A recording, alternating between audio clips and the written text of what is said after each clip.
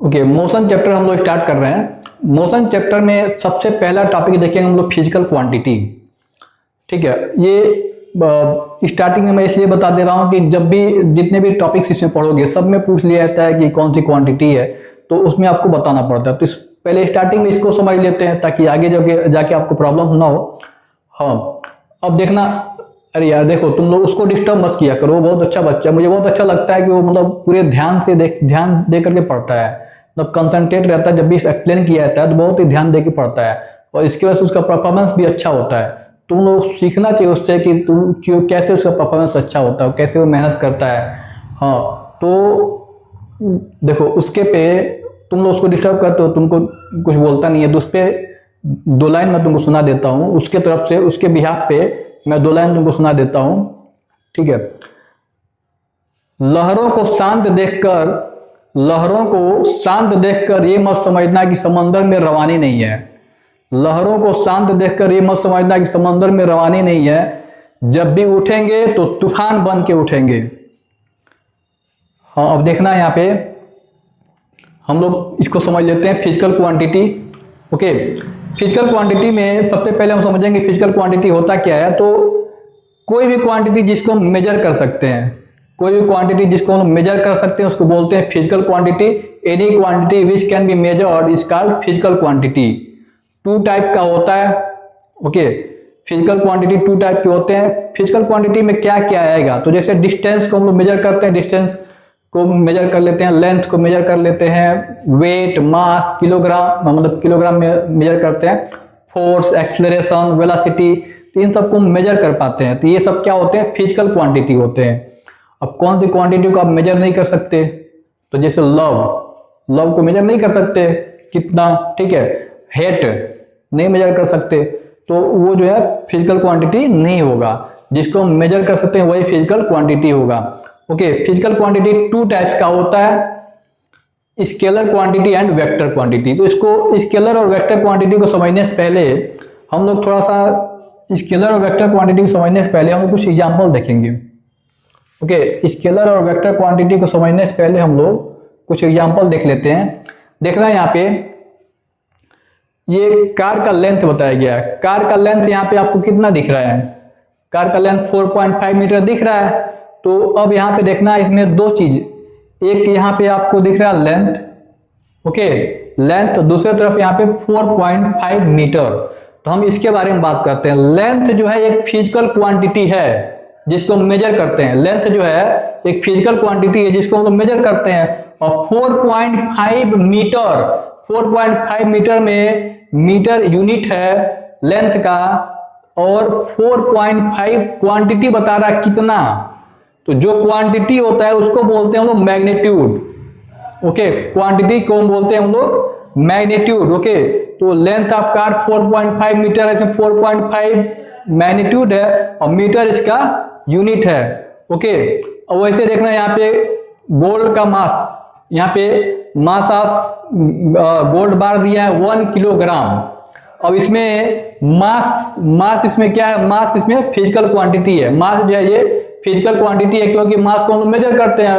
Okay, kilogram उसका unit होता है, और यहाँ पे किलोग्राम क्या है, यूनिट है, और 1 यहाँ पे मैग्नीट्यूड है। ये क्वांटिटी को बता रहा है, जो क्वांटिटी को बताता है उसी को बोलते हैं, जो नंबर क्वांटिटी को दिखाता है उसको बोलते हैं हम लोग मैग्नीट्यूड। ओके, सेम यहाँ पे देखना, वैसे ही यहाँ पे टेम्परेचर की बात की जा रही है। टेम्परेचर देखोगे यहाँ पे 36.8 डिग्री सेल्सियस, टेम्परेचर को क्या राइट किया गया, 36.8 डिग्री सेल्सियस टेम्परेचर यहाँ बता रहा है। तो इसमें टेम्परेचर को हम लोग मेजर कर रहे हैं, तो टेम्परेचर फिजिकल क्वांटिटी है और 36.8 इसका मैग्नीट्यूड है। ये कितना क्वांटिटी है, तो इसको 36.8 को बोलेंगे मैग्नीट्यूड, और डिग्री सेल्सियस इसका यूनिट होता है।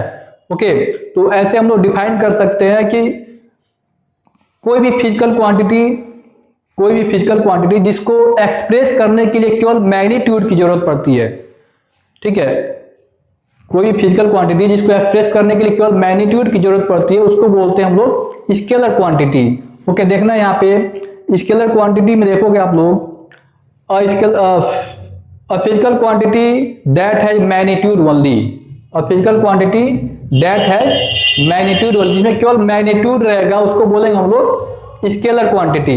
स्केलर क्वांटिटी का यहाँ पे एग्जांपल देख लो, mass, length, time, temperature, volume, density.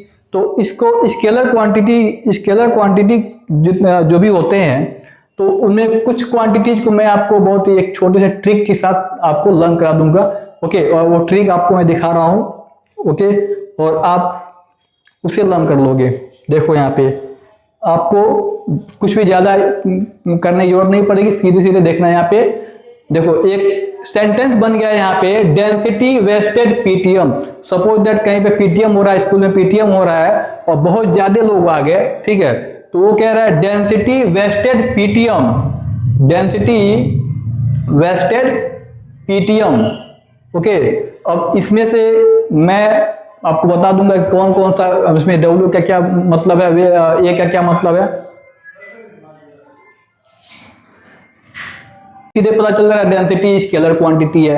अब वेस्टेड में जितने भी लेटर्स हैं सबका अलग अलग वर्ड आएगा। जैसे वेस्टेड में देखना, W से W है यहाँ पे वर्क, W किसको शो कर रहा है, वर्क को शो कर रहा है।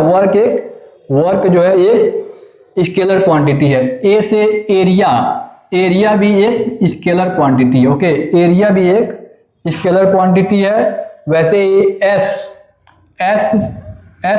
से यहाँ हो जाएगा, देखना